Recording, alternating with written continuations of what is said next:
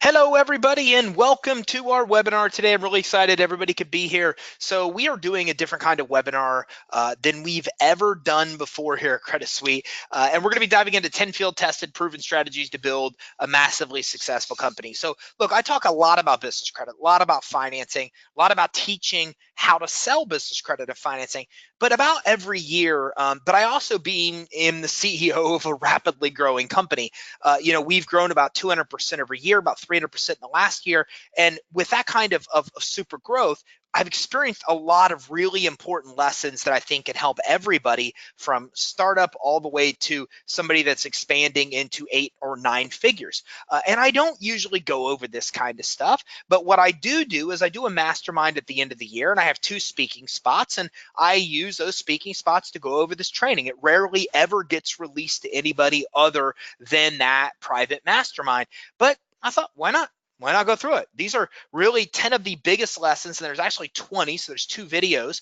This is one of the biggest lessons that I've learned over the last 12 months and beyond the last 12 months that I think are very applicable as a business scales. So whether you're just starting or whether you're really expanding the business, whether business credit financing is what you do and this is your primary business, or you're a trucker or any other business, this is going to really help you get past some of the biggest obstacles you have or will face in the future to grow the business to the highly successful level that you want to grow it to. So let's dive in. So there are 3 fears that I find will pretty much consume all of your life. And if you recognize these and let them control you, then that is your choice. But you should at least understand that these fears do exist and be aware and decide whether or not you want them to control you or not. So you've got to recognize these. And in my own personal case, I'm really one to act in spite of them. Everybody's not the same. My wife is deathly afraid of snakes, which seems really weird to me because if I was afraid of snakes, I would go to places where snakes are and be around them every single day until I got over that fear. So you might not want to get over these fears. You might want to be controlled or allow yourself to be controlled. But as you grow a business, it becomes very difficult to do so and be successful if you're letting these fears control you. So here are the 3 fears: fear of change, fear of failure, and fear of the unknown. And what I've learned is that the majority of decisions you're hesitant about making, a lot of them, is because you're being controlled by one of these 3 fears. Fear of change, just things are different. You're not sure how things are going to end up with the decision you're making. Fear of failure, you're afraid that the decision you're making is not going to produce the result that you want, that the endeavor that you're going to jump into is going to fail. Fear of the unknown, you don't know what to expect. And I've always made a promise to myself in life that if I ever get to a point where I'm not making a decision and I realize it's because of those 3, that without a doubt and without question, I will immediately make the opposite decision. Just give you some kind of idea of how big of a deal that is to me. That happened to me in 1999. It's why I moved to Florida. I decided when I got out of the Air Force that the only reason I was staying where I was because of these 3 fears. And I'd made myself a promise, and the minute I accepted that, I immediately said, I've got to move. And within minutes had figured out where, and within 15 minutes started telling people, and within 2 months I was gone. So I'm really, really big on this. But in business, so many of these 3 fears can control your life.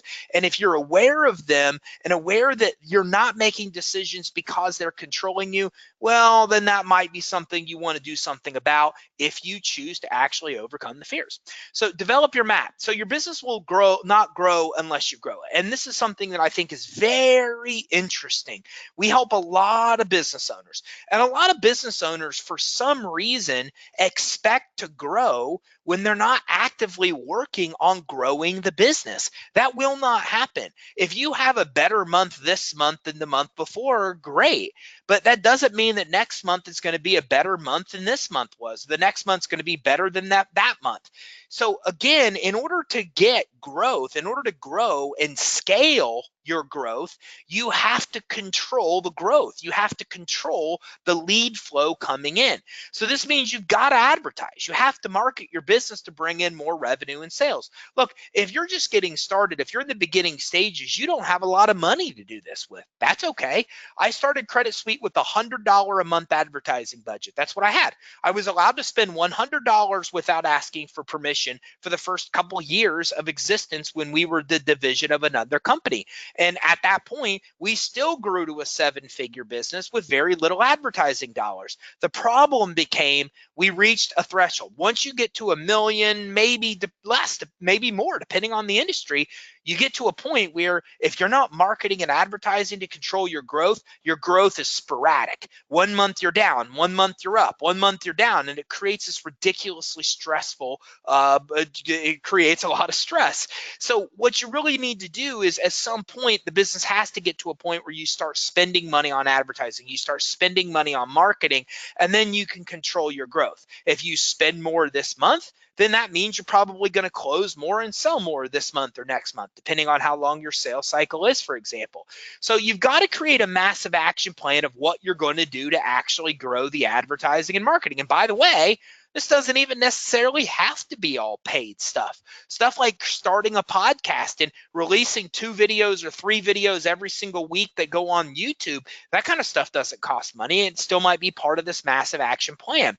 So this plan maps out your plan to get to your desired revenue and profit goals. That's ultimately what it is. So the way I look at a massive action plan is you know where you're going. The goal is to get to 10,000 a month in revenue, and the massive action plan is what's going to take place to get you to that $10,000 a month in revenue or $1 million a month in revenue, whatever your goal may be.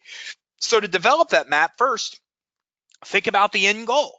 So if your end goal is that you want to make $10,000 a month in revenue for your business, or selling a product, or $100,000 a month, or $1 million a month, whatever it may be, think about the end goal of what you want to accomplish. Now, your end goal could be many things. In my world, I've always find it better to just do revenue. That your end goal is revenue. You want to make X amount of dollars in sales, or revenue that you've actually sold. Okay, next, figure out how much you earn per sale. How much do you make per sale? So if you know that you want to make $10,000 a month in revenue, and you know that you're making $2,500 per sale. Let's say you're selling finance suites, and you're selling them for $2,500 a piece, where people could build business credit, get financing. Well, then you know that you need to sell 4 of these to get to your revenue goal. So that tells you exactly where you need to be. Now, how many presentations to close? Well, if your closing percentage is about 30%, as it is on business credit, well, then that means you're going to have to present to 12 people to close 30% to get to that 4 sale number. And how many leads do you need to talk to get to a presentation? Let's say that's only 30%. Let's say of every 3 people you talk to, 1 owns a business and wants to get money for the business. Well, then that would mean that you would need to talk to about 36 people. So all we're doing is working backwards here to figure out that if I talk to 36 leads in a month, then that 36 leads, about a third of them we could do presentations for, which is 12. About a third of them will buy, which is 4. And since our sales price is $2,500 times 4, that puts us at our desired revenue goal. So this is the beginning of a massive action plan. We're finding out what the goal is and working backwards to figure out how many leads, how many people we need to speak to get to that goal. Then it becomes all about figuring out how to get to that 36 leads. And that's really what a massive action plan really is. Now, how do you get in front of 36 people in a month to talk to them? What are you going to do? Are you going to do Google? Are you going to do Facebook ads? Maybe you say, I'm going to talk to 12 people that I get from YouTube. I'm going to talk to another 10 people that I get from networking events. I'm going to talk to the other, the remainder 14 people from running Facebook ads. Then you've got to start figuring out what you're going to do to get in front of 36 people, whether it's paid advertising or not. What is your marketing plan to actually talk to 36 people? And that's what a map is, right? It's a massive action plan. It's figuring out where you want to go, working it backwards to figure out how many leads you need to speak to, and then what's your massive action plan to get in front of those leads? What are the 3, 2, 4, 5, 7 different ways you're going to advertise, market, market, free or non-free, to be able to get yourself in front of those 36 leads. If you do this, then it's easy to come in and be successful. When I started selling business credit, this is exactly what I did. I figured out what my goal was, started working backwards, and then it became very easy because my goal in life was one thing: to talk to 36, in this example, I don't remember what it was at the time, to talk to X amount of people a month. I knew if I talked to X amount of people that I could make the money I wanted to. And so that's all I focused on, was building a plan to get in front of those people. And my plan sometimes worked and sometimes didn't. Networking events proved to be more successful than I thought they were. Going door to door wasn't as successful as I thought it was. So you have to then manage that massive action plan.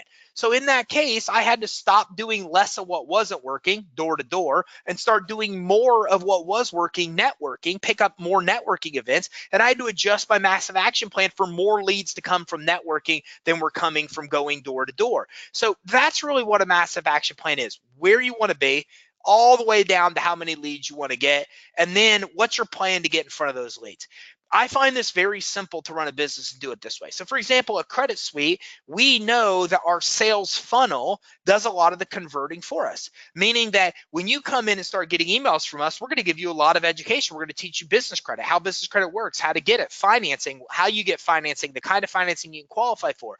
And in teaching you this, we build trust, we build credibility, we build rapport, we overcome a lot of the objections that somebody would normally have in the sales cycle. So our entire goal as a company is to get people into our sales funnel. And being that that's one goal that we all focus on, the marketing side of the company, it's a simple goal because we all have to only do one thing: get people into the funnel. Then it becomes about the best way to do that. Same thing here. What's the goal? To make $10,000 a month. Then you got to figure out how many leads you got to talk to, and you got to develop the best system to get in front of those leads that you can then actually be able to come in, talk to the leads, get the presentations, get the closes, get the sales, and make the money you inevitably want to make. So 7, increase the lifetime value of your company. So look, your lifetime value is how much your customer is worth to your business, how much your average customer will pay you through their lifetime. Now, admittingly, this is in large part very difficult to figure out for a lot of companies, because if you own a credit repair company, for example, to figure this out, you have to figure out how much somebody pays you on average, how long they stay with you, what's the average fee they pay, et cetera, et cetera. If you start selling more products to them, it gets more complicated. So many people have no idea how much the customer is actually worth through the lifetime of the business. For example, if you fix somebody's credit, will they come back again? How many times will your average customer come back? If you don't know these things, you don't know how much value that customer really brings to the company, and it's a serious disadvantage. But on the opposite end, if you do know the lifetime value, you have a major advantage over competitors, because 9 out of 10 of them have no clue what it is. They don't even know how much they can pay to get a new customer, because they don't know how much the customer's worth, which is the biggest problem of not knowing this. Look, one of the easiest ways to make more money is to sell more products to people you already have. And the reason for this is because trust is a really hard thing to build. You and I are in a world of unscrupulous people that don't do what they say they're going to do. It still really freaks people out, because when I go to them and say, this is exactly what I'm going to do, it's exactly what I do. And most people are not that way. You're dealing with people that tell you one thing and then they aren't able to deliver as they say they're going to. So when you find the guy, the girl that does or says what they say they're going to do, you want to keep them close to you. You want them to help you with more things, because if that one person can help you with more things, that makes it easier for you, because you don't have to go find a bunch of other people that you can actually trust. You don't have to go try a bunch of people to see them all fail to find the one person that can actually do what they say they're going to do. So one of the easiest ways to make money is to sell more to people you already have, because they already know, like, and trust you. So it's easier if you can solve more of their problems. They are welcome to that, because it's easier for them than going out to find somebody else that solves the problem. Think about that any which way or form, okay? It's easier to go somebody you know, like, and trust. And I'll give you a perfect example in my world. I got a Ford truck and I need some things fixed. I have a warranty where I could walk into Ford and have them fix it, but I'm still taking it to my mechanic and I'm going to pay out of pocket. Why? I trust my mechanic. I know I'm still uncomfortable with going to the dealership. I don't have the trust. I don't have the rapport. They've helped me with other vehicles. So now that I have this one, I'm going to go to them the same way. That's what trust and rapport will do. It's easier to sell more to people you already have than trying to acquire new customers. And that increases the lifetime value of the business, which means that you're going to make a lot more money on that actual customer. And here's why that's important. There's kind of a mantra in the marketing world that whoever can pay the most money to acquire a customer wins. And it's very true. So I had a buddy that did a lot of revenue lending or revenue cash advances, and he was killing it on Google and built all kinds of really strong partnerships. It looked like he was shooting to the moon. But here's the problem. A lot of people are in the revenue cash advance space. So what happened was everybody started to compete against the same keywords, and his cost of acquisition for a customer tripled, then quadrupled until he was completely out of business. Now, many things went wrong there. One, never put all your eggs in one marketing basket. This is what happened to me, and my mortgage industry collapsed. Mortgage industry completely shifted. All I did was inserts in real estate publications. Those stopped producing results, and I did not know what to do to advertise because the only thing I'd ever done stopped working. Don't let that happen. You want to make sure that you advertise in multiple places. But again, the other problem there is that if you're not making all the money you can make from the customer, then you are able to spend what you should to acquire the customer. The person that can acquire the most wins. In my example that I told you where he was pushed out, what happened was he started having people like on deck bid against him. If you're a small $1 million, I'm not saying a million small, but $1 million company in Florida, you can't compete against a company that's $1 billion company somewhere else because they can spend more to get the lead than you can because they increase the lifetime value. They understand the lifetime value and you don't. So you have to understand the lifetime value. The bottom line is whoever can pay more for the lead wins. But if you don't know how much money you make on the lead, you're always going to be too conservative with what you pay to get them. Okay, so it becomes very important for you to be able to sell as much as you can to your customers. Sell as many outside additional products that can help solve the problem. Every product you have, you should have an upsell for. Think about what your customers are doing if you're able to solve their problem. What happens if you're not able to solve their problem? What other products or services may they need? Doing this increases the lifetime value, gives you the ability to spend more to acquire a customer, and the more you can spend, the more you can crush competition because they can't spend as much as you to acquire the same customer. Okay, so increase lifetime value by offering additional products and services. One thing, once they know, like, and trust you, then help them with other things and find products and services that they want and offer to them. Again, an upsell for every product is a good thing to think about. Another good thing to think about is that if your product works, then what else will they need to do? So in our world, when we get them the money, what are they going to use the money for? Well, we find a lot of our customers use it for marketing and advertising. So we're partnering with a marketing company to come up with a product that can help our customers because we recognize that they have another need, which is marketing and advertising, and figuring that out once they obtain the money from us that they actually need to be able to get. So again, focusing on additional products where you can come in and you can help solve the other problems they may have gives you a huge advantage. Offer some upon exit of landing pages, emails, et cetera, et cetera, et cetera. So another example is that offer something on an exit page. If they're going to get a free guide, find a small offer to offer them upon exit. That's called a tripwire offer in the marketing space, and that can help dramatically offset your cost. We offer customers that get a guide when they see us on Facebook, for example, $24 a month credit monitoring. We offer them credit monitoring, but the credit monitoring helps us offset up to 60% of our advertising spend, so we can spend a lot more in advertising because we get so much of our money back from the upsell. We've increased the lifetime value by selling the customer more things. So free information theories. Look, success comes naturally when you focus on helping others get what they want. And there's all kinds of sayings out there about this, and none of them came from me, none of them. But you really can get everything you want in life when you help other people get what they want. And you can do this by teaching, educating, and stop selling. Now, for me, I completely bumped into this accidentally. It was never a goal or an intention of mine.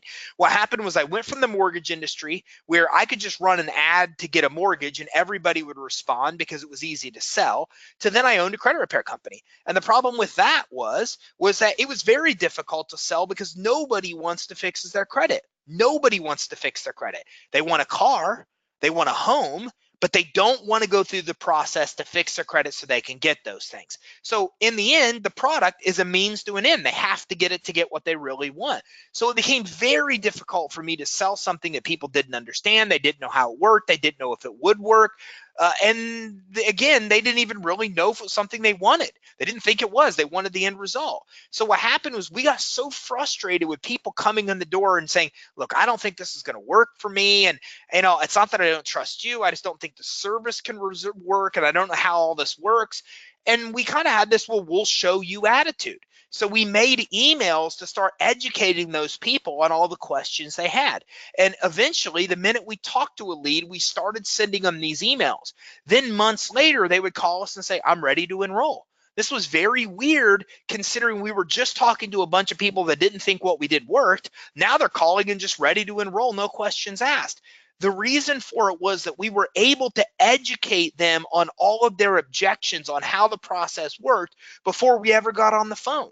So when we got on the phone, they know us. They liked us. They trust us. We taught them more about credit in the weeks before they called than they'd ever learned in their entire life. We taught them how FICO score worked. We taught them how the Fair Credit Reporting Act worked. We taught them how the fair debt collection practices worked. We showed examples of errors on credit reports that were not supposed to be there, that the credit bureaus were messing up, and showed what it looked like when those were fixed. We started showing all of this process to the actual prospective customer. And what happened was when we did, they just wanted to enroll.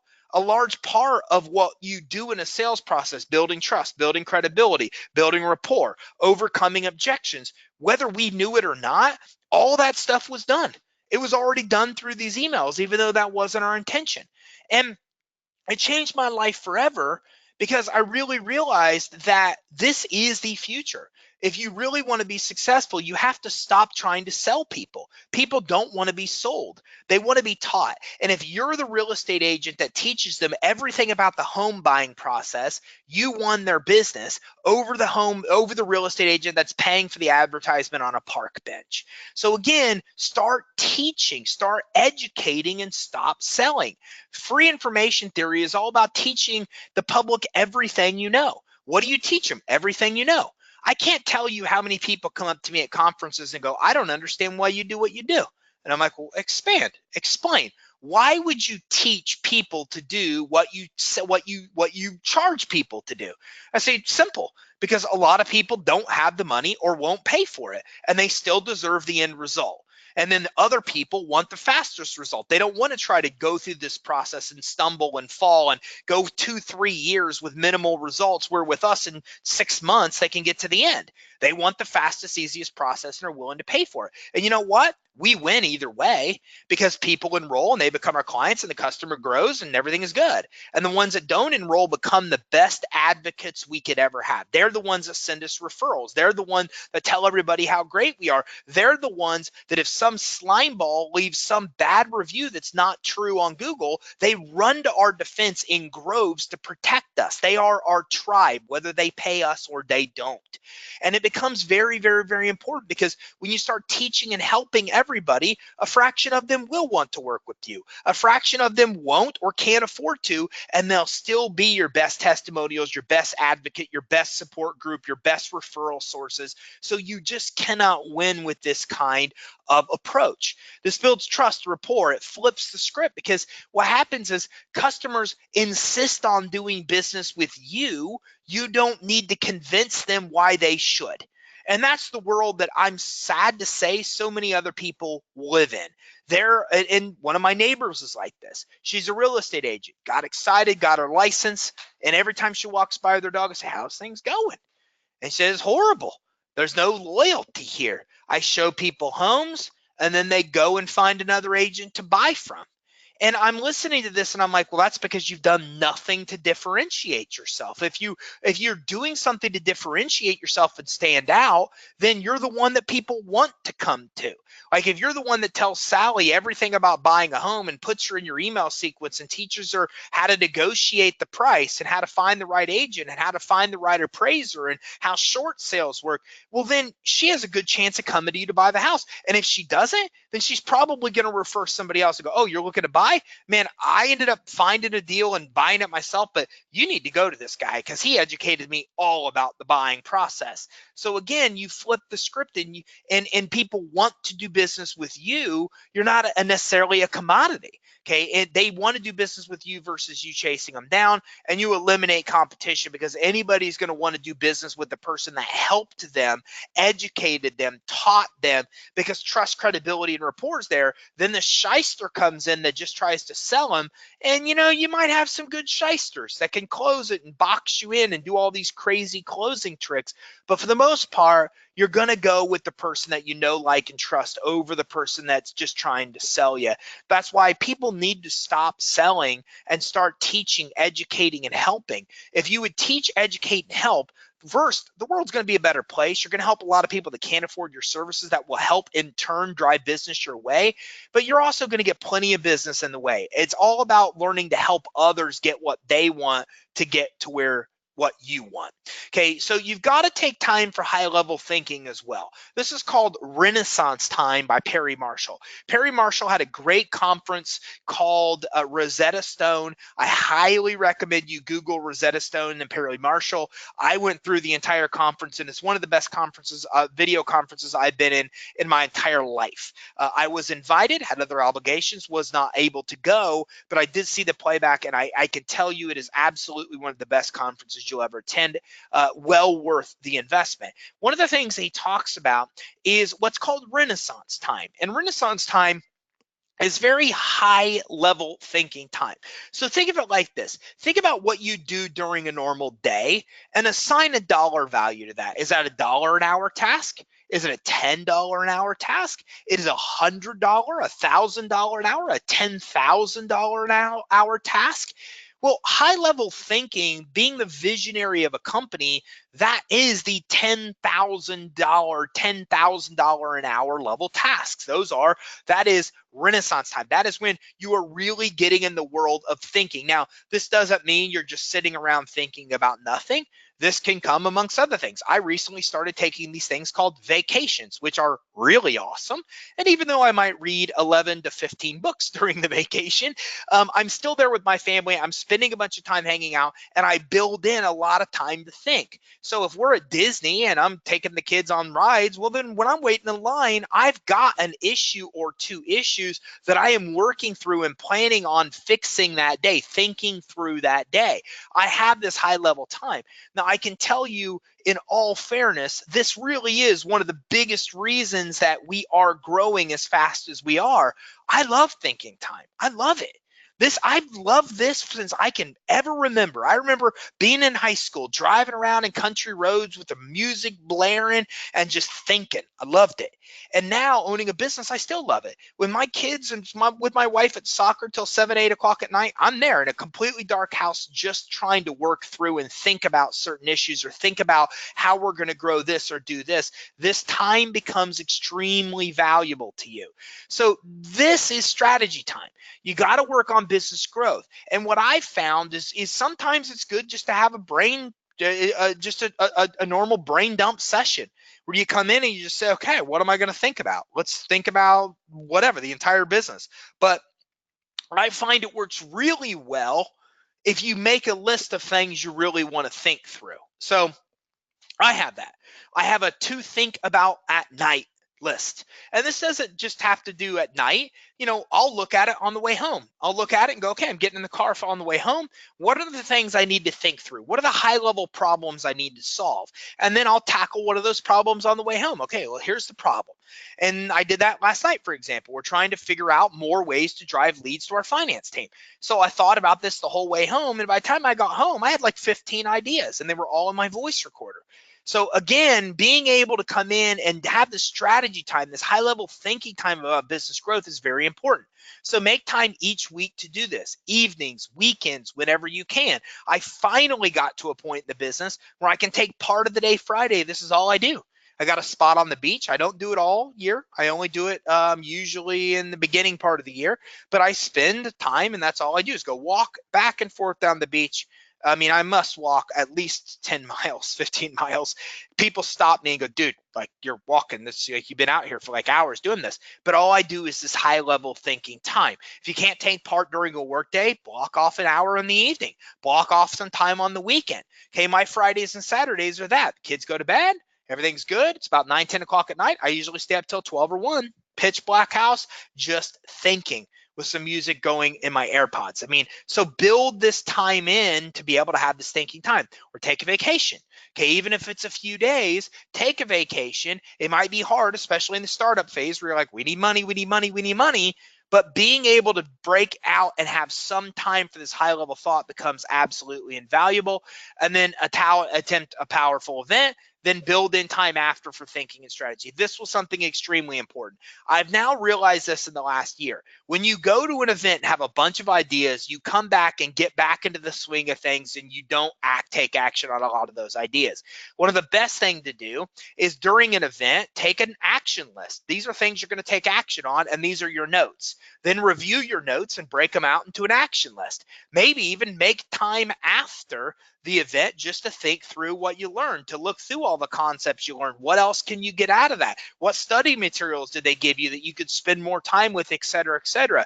This 1-2 punch of attending an event and getting information and building in time after to let that information soak in and develop an action plan based on it, I cannot tell you how invaluable that is to do. But even if you don't do that part of it, still make sure that you're building in $10,000 an hour time and make it your goal in life to get away from $10 an hour tasks. Look, you can get virtual assistants to do $10 an hour tasks for $3 an hour all day long. And that gives you the ability to focus on $100 an hour tasks or $1,000 an hour tasks or $10,000 an hour tasks. Your time is worth so much more than the money. So make sure that you block off the time for this kind of high level thinking. It's very important. So grow a following by helping others to build long-term stability. Okay, so this group will become your loyal customers, your biggest advocates. We talked about this a little bit earlier when we talked about free information theory. So look, here's the deal. If your business shut down today, or let me put it this way, if the product that you serve or sell or service became very difficult to sell, would you be out of business, or would you have a fighting chance with the network you've built? My mortgage business collapsed because I did what everybody else did. I ran ads, people called, I closed them, I sold them, and that was it. I never had an email sequence. I never marketed to people and gave information to people that didn't buy from me or prospective people. I didn't educate and teach anybody. I didn't build a tribe. So the problem was that when my advertising stopped working, I had no database. I had nothing that made me stand out over any other mortgage broker. I had no advantage. And so as a result, when my ads started working and the whole industry collapsed, it was a slow, dismal death until the business died and took me down with it. A horrible experience I never wish upon anybody. But if I would have done the right things, if I would have built an email sequence, if I would have started teaching and educating, I would have started to build this tribe. I would have had groups on Facebook and LinkedIn. Not really, those didn't exist at the time, but I would have started to build this network, this tribe, this following. And then even if the mortgage industry completely collapsed, I still would have been able to go on my tribe, and my tribe probably would have given me enough business to be carried through the toughest of tough times. That's the difference between a company that has long-term success and one that doesn't. The company that has long-term success is building a loyal following, is building a tribe that will be there to back them and support them when they need it. And sometimes when business is slow or whatever it may be, they can lean on that tribe to pull them through. So if business is slow for us in a month, we could do a sale, we could do a promotion, we could roll out bonuses, and our tribe comes in force and starts buying and boosts us up. If that happened in the mortgage industry, I could not do anything. All I could do was advertise more to get more in the door because I had not ever built a loyal tribe. So go live on Facebook, build your social channels, set up a great group and grow it. Okay, give, and give some more. It becomes very, very, very important by giving and helping and really, really trying to care about helping other people get what they want. Then you build this tribe that will be there for you when you need it. And again, it can't be fake. I don't today, when I learned in my credit business that giving information is a great way, the education and teaching versus selling, I don't do it today as a tactic. I don't. I do it today because I got burned. The truth is, my wife, even though she won't say this, I still feel holds resentment to me for what happened with the mortgage collapse. You know how that feels? Like I'm the provider, financial provider of my family, and I took my whole family financially down because that business went into the ground. Yeah, I know the industry collapsed, but you know what? It felt really, really, really, really bad. And I don't want anybody to ever be there again. I want everybody to know business credit exists. I want everybody to know what personal guarantees can do, what happens when you get credit and it shows on your personal credit reports that's for your business. Then your business has problems. Then you default. Then all your personal credit card companies remove all your credit. I need everybody to know the pain I went through. And then if you choose to go through the same pain, that's your choice. But if you choose not to, you know there's another path forward. That's why I exist, because I felt extreme pain and I really want nobody else to ever experience that. So that's why you have to really do it. It can't just be a tactic. It has to be the motivation behind who you are and why you do what you do. Build your moat. Another thing that came from Perry Marshall's Rosetta Stone conference. Make long-term decisions that protect your business even when they don't result in immediate sales. So there's a great book called Tipping Point. And this really makes me think of a tipping point. I think it's by Malcolm Gladwell. I'm not sure. But with tipping point, what happens in a business is this. Everybody's trying to compete for people that are ready to buy right now. Nobody's helping the people that are ready to buy in the future. So the problem is all these people that aren't ready to buy right now, the people that are ready to build and buy in the future, they're kind of being neglected for the people that are ready to buy right now. So you don't want that to happen. What you need to do is you need to be doing the stuff to get people to buy right now. A paid ad on Facebook for them to get a guide, and then you sell them on the importance of whatever it is that you have, business credit, whatever it may be, and that's how you get them. But then there's got to be a longer term strategy as well. It's creating a podcast. It's creating a YouTube channel. It's putting a video on YouTube every single week. This is stuff that will not net you any money in immediate sales. But once that stuff starts to compound, you start to build YouTube subscribers, you start to build a podcast audience. What happens is in a year, months, a year down the road, all of that starts to build. Then you start to get customers from that stuff. Then that customers are on top of the stuff where you're just paying or doing stuff to immediately get them, the direct response stuff. When those two worlds converge, you reach a tipping point with explosive growth in a business. If you want explosive growth, you have to do both. The short term, I'm going to spend X to get Y. And then the long term stuff, I'm going to do this because it's the right thing to do. It makes sense. It's a long term strategy. And I hope one day it will net me results. When those two converge, that's when you really start to come in and get the best results. So the best things do come to those who wait. And the best things you'll do to grow your business do take time. Growing your social channels, building a podcast, building a database, getting patents, growing your social status, creating your own language for your industry, growing your tribe, finding ways to reach more people, growing your influence and building trust. Anything you can do to do these things are not going to necessarily make you immediate sales. But by building a tribe, by building Facebook groups and your social channels and your other groups and a podcast following, these things will not net you immediate sales. But a year down the road, when customers start to come from this stuff, and they start to come from the stuff that maybe you're advertising or going to networking events or however you primarily get business, when those two worlds converge, that really is the difference between growth and what is absolute absurd growth. Number two, tell stories. People remember stories over all else. This is why, as far back as cavemen, drew pictures on cave walls to tell stories versus actually anything else. And for the record, it's how we, as a society today, know what happened back then, because those guys and gals were carving out drawings on walls. Look, telling stories, especially visual stories, are the best way to get anybody to remember anything. This is why fables stay with us. This is why stories will stick with you much more than any other details will stick with you. So make sure your message and marketing tells a story. Yes, your life and your business purpose are stories. That's something I just came to the realization of this year, is that your story is kind of your life, and I realized that myself this year. Like, my story is the fact that the mortgage industry collapsed and all the pain that created for me, and I personally guaranteed it. All those things that happened, that is my story.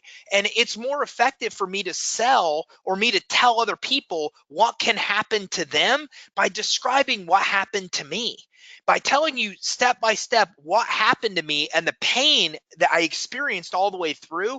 That is going to make more of an impact to you than just telling you a bunch of stats about how much trouble you can get into if you personally guarantee a debt. It's just the way that it is. If you think about it, if I sit here and tell you truly at a deep level, if time permitted, on an emotional level, what I really went through and the pain it was of having to call my in-laws to get our electric bill paid after trying to literally pass bad checks to get it paid, after having my wife bawl in my arms and tell me that she didn't understand why what was happening. These things are the most painful moments of my life.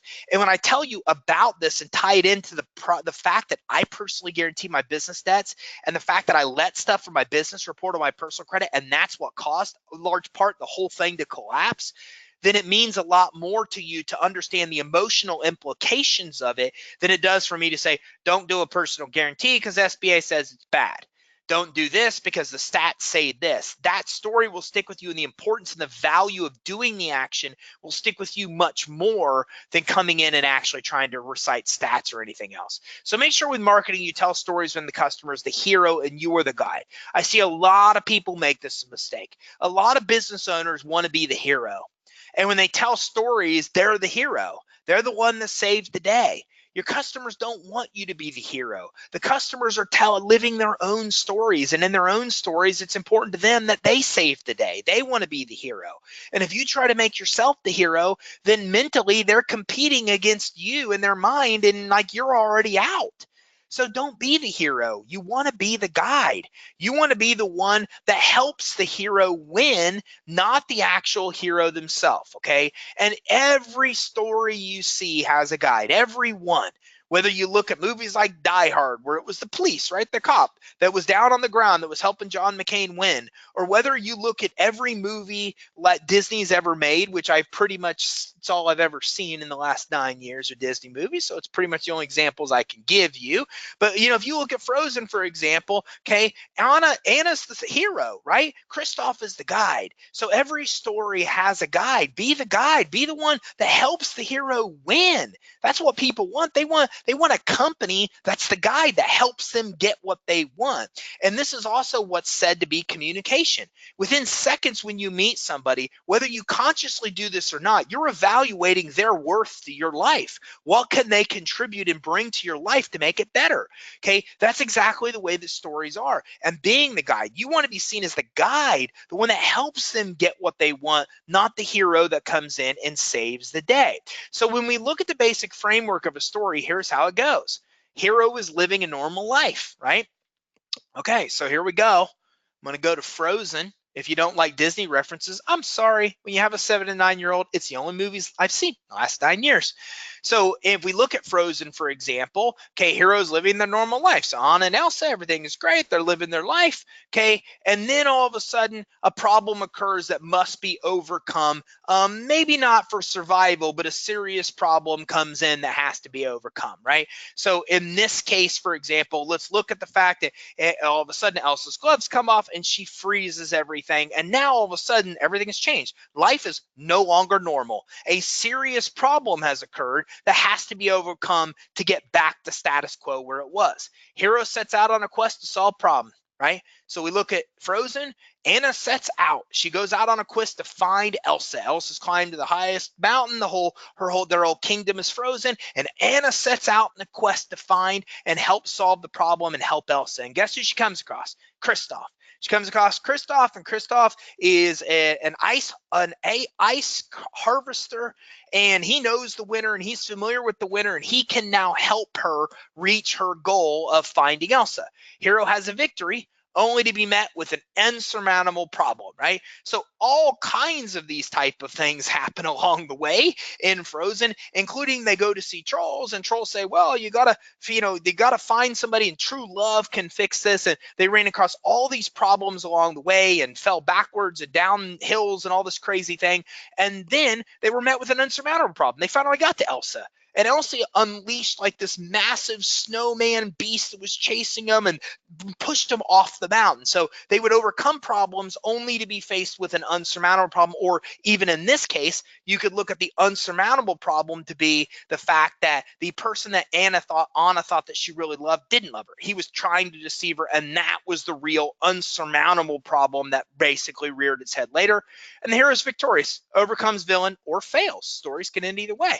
So in that case, that's what happened, right? Anna went out and sacrificed herself for her sister. The act of true love actually is what saved them both, and everybody lives happily ever after. Look, any story you tell, I just ruined movies for you for the rest of your life because they all fit the exact same framework. If you think about it, every movie you've ever, well, not every movie you've ever seen, but most of them, hero living life, problem occurs. Now hero's got to set out on a quest, meets a guide, has a victory, deals with bigger problems, and basically is victorious, overcomes villain. And the other part that I don't know if it's on here, they return to a better life than they had before, right? So if we look at Frozen, everything's better now. Now Anna is with Kristoff, and they're happy together, and Elsa's happy, and she's controlled her powers, and she makes the whole kingdom into an ice rink, and they all enjoy things. Now life is even better than it was before the problem occurred. That's storytelling framework.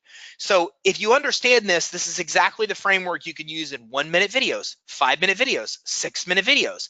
This is the same framework you can leave in an email. Let me tell you a story. This is what happened. One day I was walking through this, and this is what happened. Stories sell better than selling in marketing. And now you have the exact framework to be able to sell or tell stories successfully.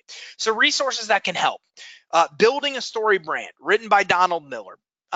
Great first half of the book. It tells you the outline I just gave you of how stories work, but I didn't really like the other part of the book. I thought that the part where it talked about the framework made a bunch of sense. Wasn't a big fan of the other.